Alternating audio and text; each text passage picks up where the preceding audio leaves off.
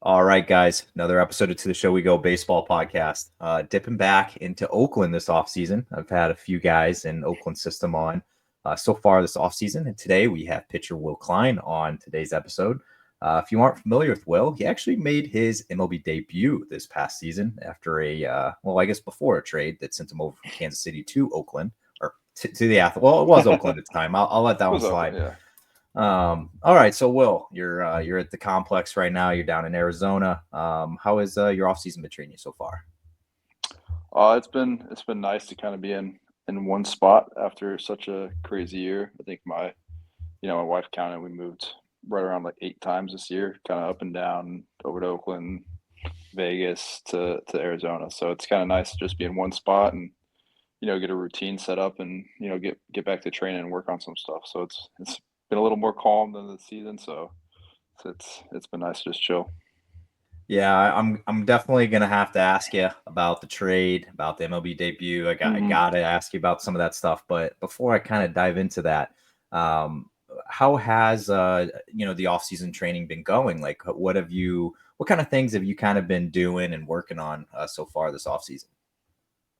Uh, yeah, just kind of trying to work back into getting the arm path I used to have. I kind of got out a little funky towards the end of the year just with getting tired and some stuff like that. So kind of getting that smooth back up and uh work on the front leg. That's been a continuous project, I feel like, my whole pro career. So just those two big things kind of help me throw hard, and getting them fixed will make everything kind of smooth, and smooth is fast, and fast gets you more innings. So just kind of those two things really, and getting the weight room, getting keep getting stronger and more athletic. So kind of just a couple small things right there.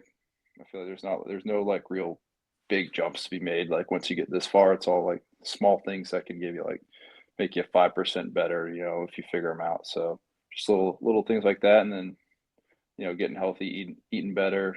Uh, been doing some yoga, so work on those little things that you don't really find in the weight room. So I think got a good regimen of kind of all that coming together and putting together a good off season to have a good spring. How have you enjoyed the yoga experience so far? It kind of kicked my butt to start. I'm not gonna lie. Very Wife did. humbling, I would assume. Yeah, wife was into it when we were like when we were in Omaha and then Kansas City, and when we were in Oakland, and then she did it on the road a couple times, but she was always coming home saying how hard it was. And she was doing hot yoga and stuff. I'm like, it can't be that hard. First class, I'm like dripping sweat, and it's like standard like basic yoga. I'm like, oh my god, like, I don't know how Oh you yeah. do this, but no, we kind of got into it. We'd go about 3 times a week, and I feel like that's definitely helped some balance and kind of those small little muscles that you don't really hit in the weight room. So it's been a good little supplement there. Yeah, I learned my lesson.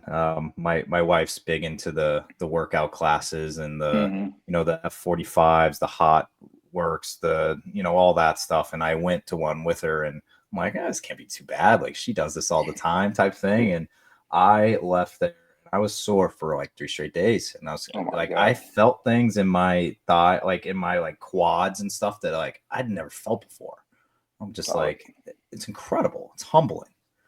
Um, there's so many. I was like all lunges and all sorts of bendy stuff. And like I'm pretty flexible, but I thought I'd be good at it just because of that.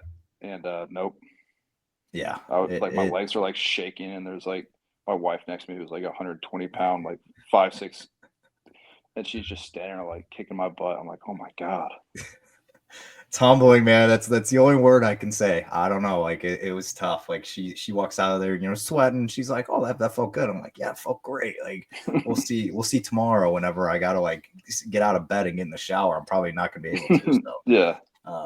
all right. So off season aside, I gotta talk about your crazy 2024. You kind of mentioned on it a little bit and having to hmm move around quite a bit, and but something that was probably an exciting moment for you was making your MLB debut in 2024. Can you kind of just like take me through a little bit about the experience and did you black out or do you remember everything about it? Oh man, it was kind of a little bit of a whirlwind. I'm sure everyone says that, but like you always see the videos. I know Holiday, like when he got called up, you're getting called into the office, coach, congratulate, like all that stuff. I was sitting in our apartment at like 10 o'clock eating Chipotle for dinner on an off day or after a like early day game. And our manager called me and told me I had to go to Kansas City for the day game the next day. I'm like, what? Are you serious? It's like, no, I'm just fucking with you. I'm like, he's like, no, you got to get to Kansas City because they got a 1 o'clock game tomorrow. I was like, holy crap. And at that time, because we had 2 cars, sold a car in the off season because it's so hard to travel with 2 cars, especially with everything that ended up happening this year. So smart decision on our part until Yeah. you have to find a rental car at 11 p.m. So had to do all that and then got all that situated and woke up at like 6, drove to Kansas City the next day for a day game. I'm like, all right, like, let's get in there. Like this will be great. It's gonna be fun. First major league game. And we get through 5 innings, it starts pouring, playing the Blue Jays. And it's a getaway day, so they don't want to like waste the game because they got to go back to Toronto. They're on the verge of like a playoff spot early on still. And so we sit there for like 2 hours just waiting. I'm like, is this what this is going to be like for my first game? And but no, it was cool to get to experience like being around those guys. But that first game was kind of a little dull. But then we got to fly to Detroit, which was a lot cooler than I thought it'd be, like being in Detroit. But they had the draft going on at the same time, so it was kind of sick. Okay. But yeah, it was cool. But then like I didn't get to pitch our first 2 games in Detroit, so it's kind of just like I mean that anxiety builds up. I know. I mean you feel it, especially for that first one. Even like just normal like pitching, you're like anxious, like you want to go pitch, and just times 1,000 up there. And so I didn't get in the first game, and the second game I got hot in the ninth, kind of just like get that one out of you. Like balls were going like 20 feet, not where they're supposed to get. No, not really, but it was like holy shit, like a little nervous there. But they're like just want to get you on the mound, kind of get that anxiety out of you there, so you can be ready. If you go tomorrow, I'm like, if it's like please just let me throw. Got everybody here. Uh, and then yeah, we got to the field the next day. We're down. They ended up being down like 5. I was like, I mean, this is perfect spot for me down Oh 5, yeah. ninth inning, or bottom of the 8th. I'm like, please, bottom of the lineup coming up. If it's major league lineup still, but yeah, I mean, you don't want to waste someone else. Let me throw. Uh, and so yeah, I got the call then. And I was like, actually, like, is it actually going to happen this time? And so got warmed up. The day before helped a lot because it was a lot better that time. And it felt like I was warming up for eternity because I mean, just time was kind of like standing still there, and then that third out comes, and you're like, oh my god, like it's time to go. And so they opened that gate, and I swear that jog to the mound looked like it was a mile in. Like Detroit's deep too, but I feel like I was jogging for like full 20 minutes before I got to the mound. But I mean, you get up there, and I mean it like once you get there, it felt like a normal game, especially like my first batter was Colt Keith, so like I'd played with him in the futures games. Like I knew him a little bit, and we played him in Toledo and all that. And so it was a little nice to like see a familiar face up there first, and then just getting that first strike in there definitely kind of helped calm it all down. But I was pretty sure I was shaking, but definitely blacked out like while I was on the mound. And that third out comes, and you're like walking off, and the ump was like, "I'm going to give you a second to take this in," and that's kind of when it all hits. Like, holy crap! Like, what I just do.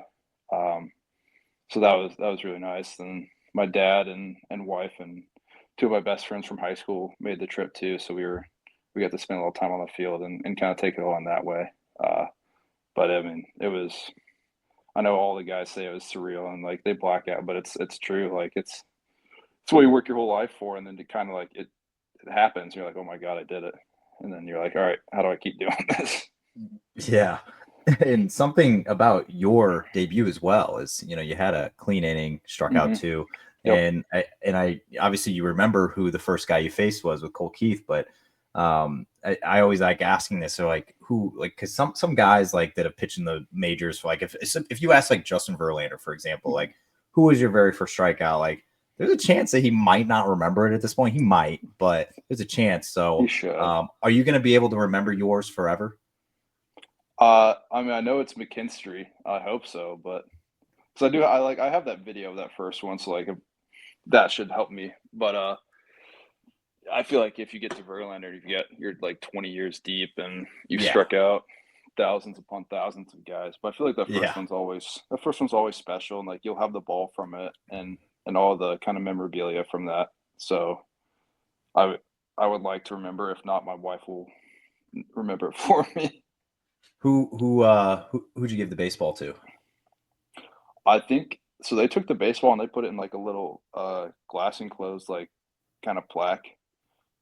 They sent a couple over here. Well, that made a trip too. They sent it to Oakland, and that got sent to Vegas and to Arizona when I was there. So it kind of made its rounds. But they put it in like little plaque with like the jersey from the debut, which was cool. And Yeah. then same thing for like your first like or debut, like first win, like they get you the card and all that. So uh, it's in that. I think that'll be part of like a future man cave whenever we get a house. Oh yeah. That definitely needs to be displayed. I feel like that's something Oh yeah, that, you'll have with you forever. Nobody can ever take that from you. So, yeah. um, all right, so you made the debut, and I got asked too. Like, you made your MLB debut this year, and maybe you thought that might have been like the craziest thing to happen to you. Well, you get traded over to the Athletics, and were you expecting that at all? No, that was. I mean, it was. I think it was on the deadline, right? I'm pretty Y- sure. Yeah, Yeah, I think it was. yeah. Yeah, and I was on the. I was literally just got on the bus to go play the White Sox, and I'm like, all right, like I hadn't pitched against the White Sox. I had just gotten recalled because Schreiber and Harvey had got little knocks, and I'm like, okay, like I'm here in case we need an extra arm. Like feeling good. Like got hot the night before. It's like, all right, maybe today. It's the White Sox. Let's go. Uh, and then as as the bus like literally takes off, I see a phone call from JJ Piccolo, and I look down, and MacArthur's sitting next to me, and he looks at me, and he's like, "Oh no," and I'm like, "Oh no, I just got traded." Like as soon as I saw who was calling me, I was like, "Oh my gosh." Yeah. And so I answer it, and it was a good phone call with JJ and some of the other front office staff like Mitch Meyer, and they're like, "Thank you for everything you've done, but we gotta make business moves." I was like, "Yeah, I get it." Yeah, I mean they got Ursa gonna be a big part, so you can't, good move. But it was a complete shock. Like you don't really ever expect to get traded, but like some guys are like, some guys are like, if you're on a big team or a bad team and you're killing it, and like you're gonna be traded. Yeah. But I'm sitting here like I'm a reliever that's been up and down. Like, okay, I'm just here, and then it's like, all right, you got to go to Vegas tomorrow. I'm like, or Oakland tomorrow. I'm like, okay, and so boom, nothing you can do about it. You're on a brand new team, and you got to meet 2,000 new people. It's kind of crazy, especially having been with Kansas City for all 4 years before that. Yeah, that was something I was going to ask too. Is like, obviously you are so familiar with, the Royals organization. You're familiar with all the pitching coordinators and the coaches at every level, and obviously all your teammates around you that you came through the system with. And then you head over to a brand new org where it's like, you probably knew a few guys just from playing, and just anybody in Oakland's org. I Yeah, in Oakland, I don't think I knew a soul Wow. when Okay. I got there. I had heard of them, and I had teammates that were teammates of them in college and stuff. But like actually on the team, no. Wow. Okay. I Well, met that's I met Butler like at the Futures game, but he probably doesn't remember who I was at that point. So well, he's very fun to watch. But yeah, he's um, electric. okay, well, I guess since you did not know anybody over, I'm sure that was probably a big challenge, just kind of like trying to get comfortable and familiar. And what other like challenges comes with being traded to a new organization where you don't know all the coaches and all the coordinators and all your teammates? Like, what are some other challenges, I guess, other than not knowing anybody? I mean, that's a huge one. I'm terrible with names, so like I got to really try hard to remember names. So that took me a little bit. And so I think I got them down now. But yeah, that and then like moving, like the player, I flew out the next day from Chicago, which was actually a fun story too. But We and my got some wife, time. nah, and my wife's still in Omaha because I had just gotten recalled and she was, or because yeah, I got recalled and gone to Chicago. She's not going to go there. She was going to wait to see because you don't know what's going to happen with like small injuries and could go back down or whatever. And we were on a 2 week road trip with Omaha anyway, so she was at home just doing yoga and all that fun stuff. And I get traded. And I'm like, I I don't know what I can do. She just had to make that 24-hour drive. And so like, that's a big part people don't see behind the scenes too is what like your family has to do. And so I mean she crushed it. She made that 24-hour drive with our two cats and packed up our apartment and her mom helped too, which was great and took some of that stuff home. But yeah, moving across the country on a whim is kind of crazy. Not a lot of jobs where you have to do that, but that was a big one too. And yeah, just settling in with a new team is really wasn't easy at first, but I mean there was a great group of dudes, so they made it home. But I mean, yeah, it's kind of crazy how you can just get traded like that. Yeah, I think what you kind of said kind of hit home a little bit where it's like, I feel like a lot of fans just see like, either the Jeff Passan tweet or, whoever breaks a trade and it's like, oh, like, these three guys are getting traded for this all-star or whatever. And, Hmm. and it's just like you don't truly know what's going on behind the scenes where it's like the wives and girlfriends or whoever, like the parents, they're always, they're the real MVPs in at this situation that are actually like, you're heading towards your new destination and behind you got a girlfriend, wife, whatever. And you're just like, man, like you kind of got to like get over here and pack all the stuff by yourself or with the parents or whatever. And they're the true heroes, man. It's incredible to hear some of the stories that they have to do to, if you get traded, you get called up, whatever it is, and they're always there for you. So it's good that you had that support system for yours. Yeah, I mean they don't really get any choice in it either. It's kind of crazy because you can't. I mean, I couldn't go back and help. Yeah. I was in the bullpen against San Francisco the next night. I'm like, and she's in the middle of Utah trying to find a hotel to stop at for the night with our cats. And I'm like, I don't know what I can do. So, but I mean, she's great with that, and she made it. And we were at a hotel in Oakland, and then got a little spot out in Walnut Creek, and so everything kind of worked out there. But yeah, the behind the scenes stuff is crazy if some of the fans knew about that. Yeah. And it's their hero work, man. That's what the wives, girlfriends are. But I do want to ask too. So once you do get to Oakland and you were kind of part of history this year, if you think about it. You were in the final year Mhm. of Oakland uh Oakland Stadium franchise, like I guess everything, like I don't know, it was the final year being in that stadium. So what was it like for you getting to pitch there? And I know obviously a lot of people would talk about like obviously they didn't draw a lot of fans, but what was your experience like pitching in the in Oakland Stadium? I mean, it was pretty great. Like when our first home game, like I did some stuff like with their like live on air people, and I did some bingo drawings, and all the like hardcore fans that were there were great, and like you feel for those guys that grew up watching Oakland and all that, and like you hope they know it's not like the players' decision to leave, and they spent their lives rooting for a team, and hopefully they continue to root for us in Sacramento. So, but I mean, it was obviously like it's cool to be a part of that history, like getting to play there before they left and stuff because I didn't get to do it with Kansas City because I was down at the time they went to Oakland. But I mean the stadium itself was great, and there were a couple games where there were a good amount of fans, and they're vocal and they're loud, and it was good to be able to see that for some of them. And I know like that last series that they had, like it was packed out, and the fans were going crazy, and it's nice to see them get that send off. But yeah, it was definitely like really cool to be a part of the final season there.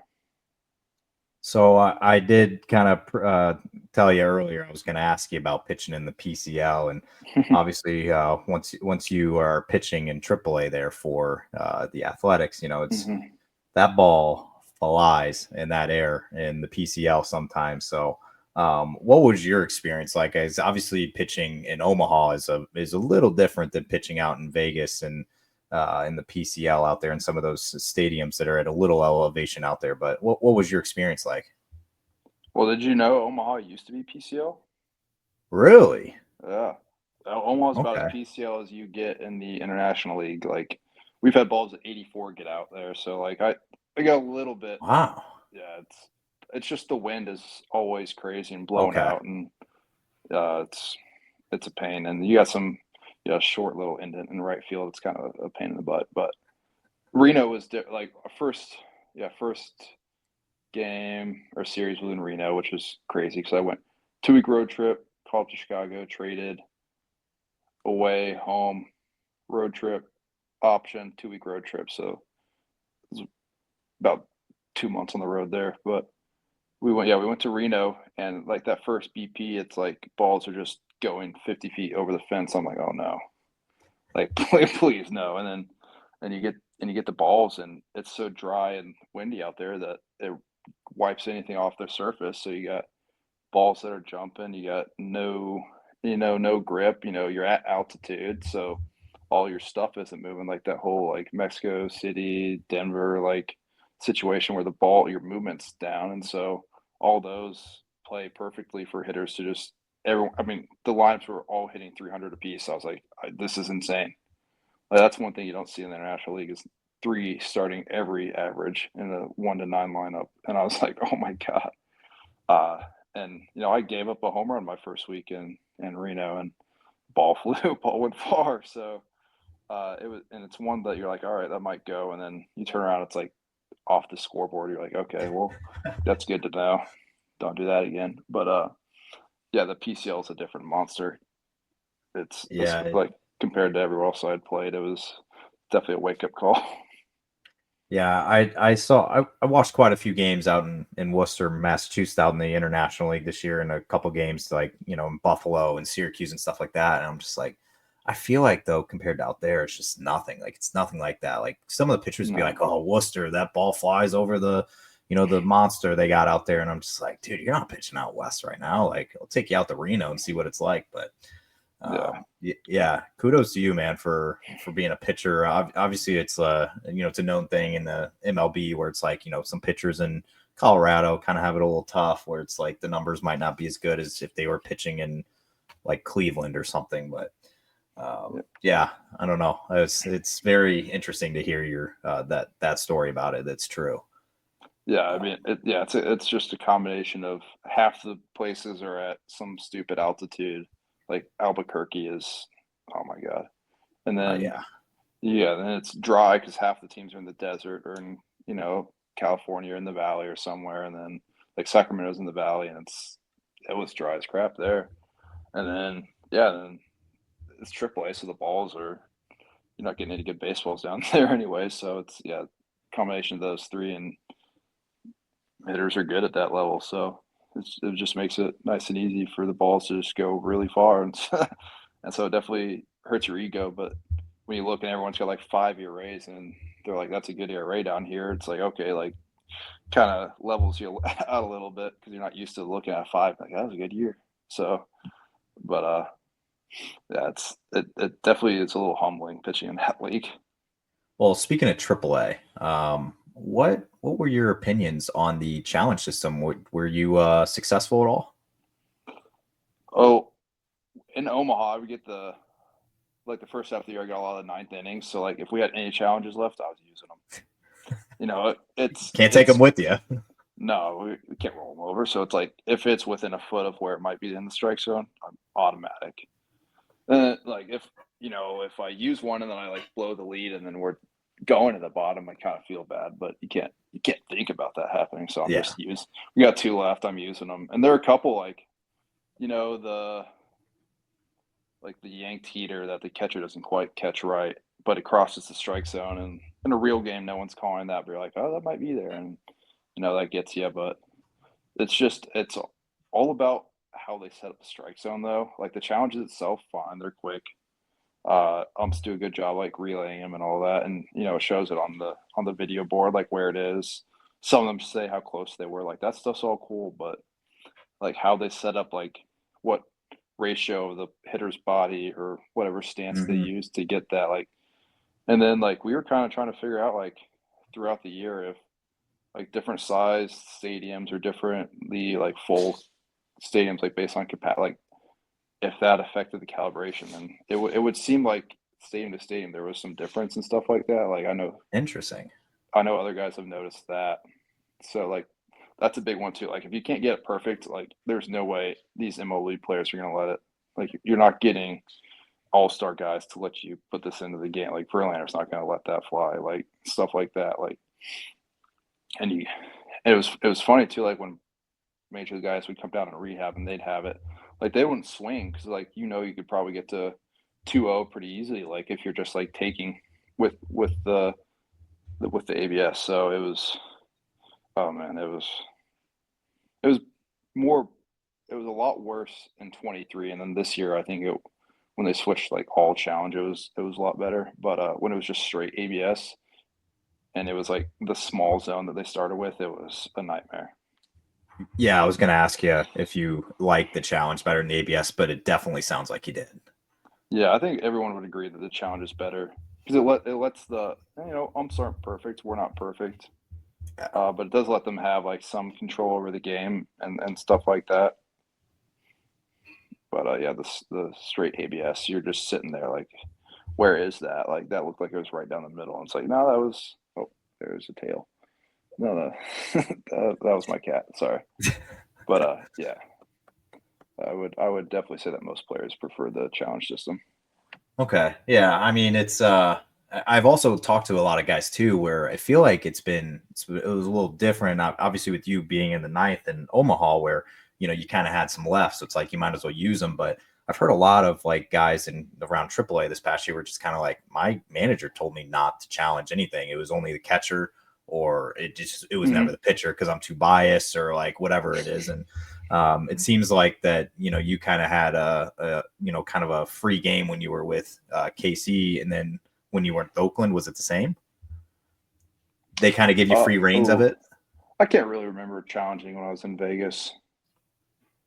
Because I mean, I wasn't throwing in the ninth, and I don't know. I think there's just like even in Omaha, it was you wanted to let the catchers do it, like especially like early parts of the game, like hitters, like no one's on, like first at bat, like count, like don't do it in any of those like specific situations. So like use it for like a clutch situation kind of deal. Yeah, and Oakland, I think it was the same way. It's just let the catchers, they have a better view because I mean their pitchers think everything's a strike. Like there are a couple you challenge and it shows up and it's like that was more than 6 inches off. It's like, oh, I thought it was a lot closer than that. But yeah, I think like a lot of teams kind of got it honed in towards the end of the year, like where it's let the catchers challenge, don't waste them. Same for big spots kind of deal. Yeah. All right. So I am now shooting this last little part of these podcasts. I like to do is just a little bit of stuff kind of off the field a little bit. Just to kind of maybe before you're pro, maybe some things off the field, nothing Mm-hmm. too crazy. But I told you I like to show some love to kind of where you went, kind Yeah, of places that made you. We're gonna show some love to EIU right now, good old Eastern Illinois, let's do it. that I'm very familiar with as well. And it was quite funny too, because right before you hopped in, I went to the good old player page you got on EIU's website, and I didn't even recognize the guy that was in this photo. He is a clean shaven guy Yes, sir. that does not have the beard. How long have you had the beard since? I'm guessing since college, but have you gone clean shaven since? So college, you had to earn the beard. You had to win. I don't know. You had to win like a couple series to even get a mustache. Ooh, And then okay. you had to win a couple more to get a beard. And so we weren't good. We weren't very good my first couple of years. So it took a little bit of effort to even get the mustache there. And yeah, we had to be clean shaven like for like team events and all that. And so there was never much facial hair in college. In the summer, I let it go a little bit, but it wasn't growing like it is now. So this has really been since 23, really, because Okay. 21 and 22 with the Royals too. It was mustache only. Kind of like them and the Yankees are they were kind of going for that professionalism, like no beards, no Interesting. long hair, collared shirt to the field every day, kind of stuff like that. And then they kind of got rid of that when JJ became GM, and so started growing it out then. And it's been here ever since, which is nice. I feel like it helps with the bullpen persona. But yeah, I was a baby face for forever until like the past 2 years. It was terrible. So I'm guessing you had a little sigh of relief whenever you did find out that you weren't being traded to the Yankees, that you would have to get rid of it. Oh yeah, no, that's always a nightmare. Like obviously, I mean, playing in New York would be, it's Oh cool. yeah, Yankee State, like no one's gonna say that they wouldn't like they would reject a trade because they don't want to shave. yeah, But you see guys go over there and shave. You're like, oh, what happened? Like yeah. That guy Cole didn't even, and like Devin Williams just got Devin Williams. Oh traded my over there. You're God, like, yeah, that's a great beard that's about to be gone, and it's like, man, it's pour one out for that one. yeah. And Um, then you're like, I see now why you guys have beards. Like I'm the same way. Like I look so bad without one. Like I look like I'm 12 years old. But that's just part of me now. I don't think it's ever going. Well, yeah, I mean, fingers crossed, I guess, not going to New York anytime soon. But all right, I did want to show some love, though, to EIU. So, obviously, for people that don't know much about Eastern Illinois, it's always a good trivia question, too. But the two quarterback alumni there at EIU, I always love pulling that out. It's like, I know exactly where Jimmy Garoppolo and Tony Romo went to Mm-hmm. college. It was Eastern Illinois. Nobody Not a seems lot to of remember people. that. Um, Yeah. but so, for you, choosing Eastern Illinois, how did you land on going there? Oh man, like I mean, coming out of or like junior year of high school, I didn't have a whole lot of like looks or interests. Like I was reaching out to, smaller schools and stuff in the area, some like more academic D2, D3s, and just like trying to find somewhere because I was a catcher, like mainly like freshman, sophomore, even junior year.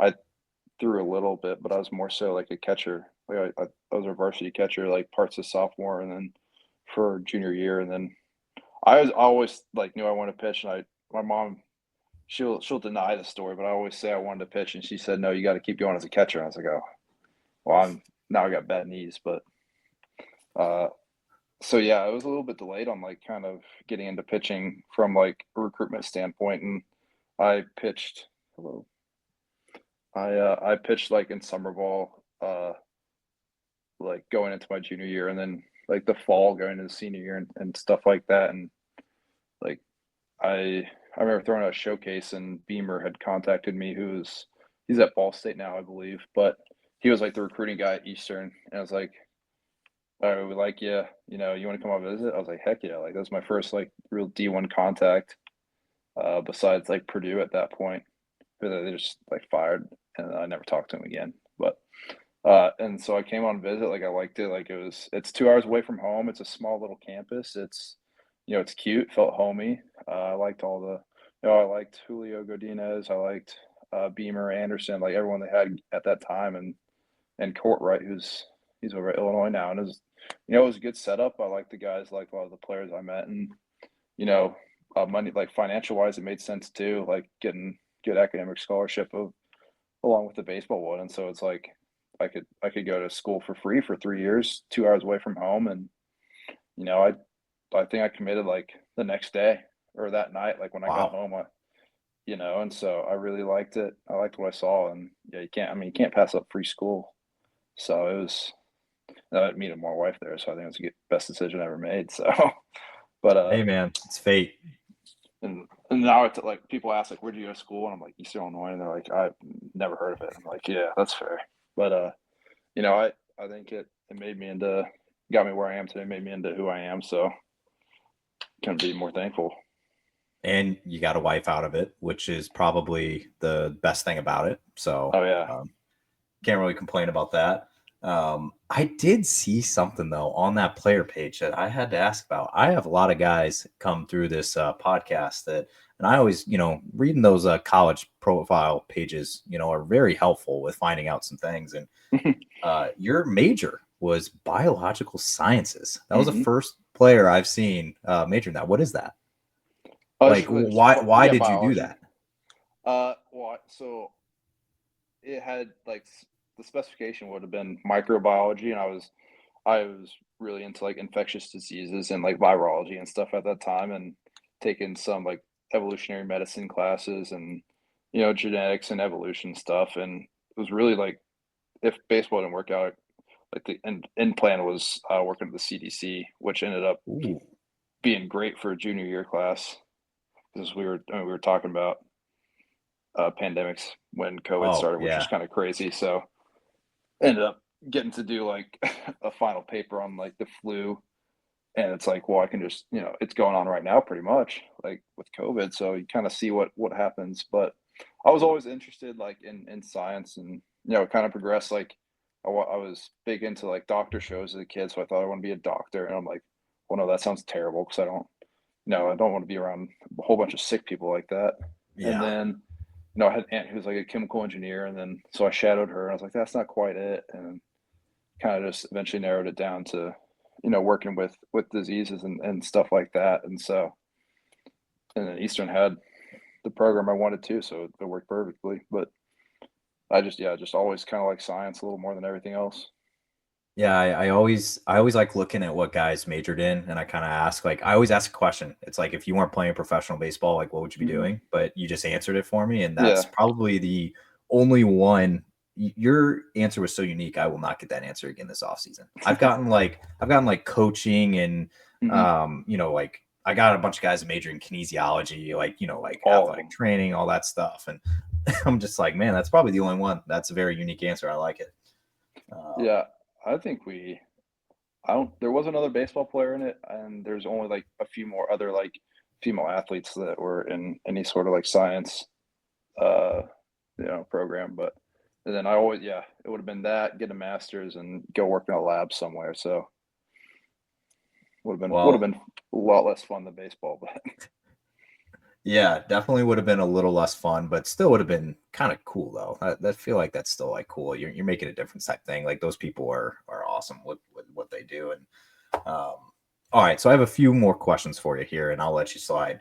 Um, I get the same two answers every single time I ask this question this offseason. So let's see if you fit in this mold because you are a pitcher. So what do you do in your free time? are they? Is it golf? Is golf one of them? That's definitely up there. Oh yeah. I don't golf. Okay, Ever since I tore my oblique, I don't golf. you're And at in the the time, minority there. I'm not good at it. I'll golf maybe like once a year for like a team outing, for like a team that needs like a guy with like a 30 handicap, That's just to fair. help. Because you have your good days and you'll shoot like an 80 something, and next day you shoot like 120. So, Oh yeah. uh, I'm a well. So we live in Arizona, so we go on a lot of hikes, which is nice. Like being outside, like it's a lot warmer here than it is in the Midwest, and so we're able to get outside and go on hikes. And there are like 20 different mountain ranges around us here, so it's pretty great, and that's something we enjoy. But like I've always been a bit of like a card guy, so I collect like sports and trading cards, and so Okay. I frequent card shows around here, which is something like there's a lot because spring training's down here, so a lot of card stores and stuff. So that's something I do, and video games as well. But it's kind of nice just relax in the off season. You don't have to Yeah, go all over the place. it's golf and video games is the two Yeah, answers that I get. Yeah. yeah, I figured. Which I mean, in the off season, like during the season, you don't get to do a whole lot of either. And like you're traveling every other week. You're at the field from 10 to 10, Yeah. which it's like a normal job, like 9 to 5s. But who cares? But it's it's nice to like have some time to yourself. So I definitely get that. Oh yeah. And it's so this card collecting thing, do you collect baseball cards or is it like football and all the other ones? So I have some baseball. Uh, my mom has like most of like my cards, so like that's Yeah. a majority of our baseball. But I got some other baseball ones. But I'm a big like soccer guy, so I collect a lot of soccer Ooh. cards. Okay. Which is kind of what got me there. And then I do collect Pokemon cards as well. I'm a little bit of a nerd, Okay. so those are my two big ones. And then I like trying to get some like cards of guys like I've played with, or when I was younger and stuff. So like former teammates, current teammates, like stuff like that. Okay. Hey, nothing wrong with Pokemon, man. That made I mean, especially like I'm 30, so like that made I mean, I think you're kind of close to me in age, but Close, that yeah, kind of made us who we were growing up. Like, I mean, Pokemon was 100%. huge in my in my childhood. So I had all of it, man. I had the Game Boy Color and the Advance, Yep. and I had every single version of. I had red, yellow, so I mean, all of them, man. Like, it just made all of us who we were. So nothing Oh wrong yeah. with that. Yeah, so Um, I played all that in, elementary, middle, a little bit of high school, and then you get to college and it's like you're too cool for it. And yeah. then I got drafted and it's like you get a little bit of adult money and you're like, well, what do I actually like? And so I started getting back into it a little bit, and it's a little fun little hobby Oh yeah. that my wife's not mad about because you could be doing a lot worse things with money than buying a little piece of cardboard. So that's uh that's what I just go around and do sometimes in my free time there. Hey, nothing wrong with that, man. All right, I got one question left for you. You gave me a ton of time, so I do appreciate that. So I got one left for you here. Are you a food guy? I mean, yeah, I'm a Okay. big dude. Well, all right, I wasn't meaning in that way, but I just meant like I'm big on like when I go to like a new area or something, I always like finding those like hole in the wall pizza places Hmm. or like just like mom and pop place. I don't know. I'm me and the wife love like kind of like that's how we kind of do our exploring is we base it around like try to find a restaurant in that area. Yeah, I get that. Yeah. So I'm going to the other end of the conversation here though, where it's going to be I need a Mount Rushmore for you. So I need a top four from you on restaurant chains. And it can be fast food or sit down. Top four. Restaurant chains. Oh man. I mean, I'd have to throw Chipotle up there because I feel like I've eaten Chipotle probably more than any other chain in my entire life. Uh, if that counts, does Chipotle count? I guess it counts. Oh It's a yeah. Yeah, chain. yeah, yeah. That's chain. Or is this like how much we like it or like quantity of that chain consumed throughout our entire lives? No, this is like it's like your favorites that you would put Oh, on a Mount Rushmore. oh man. Chipotle, that's a good one. What do we always try to look for? Oh, I mean, this got me through college a little bit. I'd have to go Jimmy John's. Oh yeah, slept on. I like We had that. Charleston, Illinois had the first ever Jimmy John's. So we Oh, had we had like Jimmy John's platters every game. I think I got sick of it. I don't think I ate it for like the next couple of years after college, but that's fair. we're But it's we're still back. very good. I love Jimmy John's. Yeah, Jimmy John's. I mean, it's just well-rounded restaurant. Oh yeah. Ah, shoot, that's tough. What else? I'm trying to think. What's You got yours? some So I can get some ideas. you have some easy omissions here. So, all right, let me just tell you the four most popular answers I've gotten to every player I've asked this offseason. Chipotle, Yep. Chick-fil-A, Yeah. Texas Roadhouse. Oh, that counts. Yeah. I get a lot of Longhorn Steakhouse. I've never been, but Mm. Yeah. Oh, yeah. The steakhouses too. Those are good. and then Damn. like you have like the Culvers and the I've gotten that a bunch of Ooh, times. I give me love a Culvers, man. Freddy's. Ooh, okay. Now we're talking. I like Freddy's custard just a little more. Okay. Yeah, I think I'd be a little remiss if I didn't throw Chick-fil-A up there. Wife does love their Powerade, and they got. Oh yeah. I mean, their little chicken biscuit breakfast Mm, sandwiches are little chicken those minis. chicken minis. Oh yeah. Yeah, those are pretty. That's good. Yeah. Oh, Texas or Outback. Which one's got the rolls? I think it's Texas Outback. Roadhouse. The Texas with the cinnamon rolls. butter. Yeah. Yeah, those are tough to beat too. Oh That's yeah. a honorable mention. Okay. That's a good Yeah, question. That's tough. it is tough, but I'm telling you, it's some people, obviously if I have like a California guy on, he's always got to In put and In and out. Out number one, Yeah. or like the In and Texas out's good guys, though. put Whataburger on there. But I'm Those are kind of good. Those are good. surprised that you didn't put Culver's on there, being from the Midwest like you are. I prefer Freddy's. I've always Wow. All right. I don't know why I like theirs a little more. You can't go wrong with a little concrete, but Yeah. if there's a Freddy's or if there's a Culver's, I'm gonna choose the Freddy's. Okay. Fair enough. I like them both. I love the fry sauce at Freddy's, man. Mm-hmm. I That just like their thing. burgers a little more. A little thinner patties, kind of. I don't know. I'm sure you're Just familiar the with Steak and vibe. Shake. Yep. It's They very. have a I think steak it's like a shake. better version of Steak and Shake. So Yeah, they're kind of same little steak burger. Yeah. I mean, we had old school steak and shakes in Bloomington, and we'd always go and get their cherry cokes. They had the real cherry flavoring, so they're pretty good too. But I haven't had steak and shake in a while. Me either, man. They're starting to close up everywhere. It's a little I sad to know. see, man. End of an era, because Steak and Yeah, Shake got me through my childhood years quite a bit. But absolutely. all right, Will, I appreciate all the time you giving me today. Obviously, be looking out for you in first spring training with the A's coming up here just in a few, feels like a few weeks, Dude, probably like a month from now. So what's today? I don't even know what the the ninth, date is. Dude, it's first day of camp's the 12th, February 12th. yeah, Oh my God, that's so soon. yeah, yeah, man. Can't wait. But I appreciate you hopping on. Yep, thanks for having me.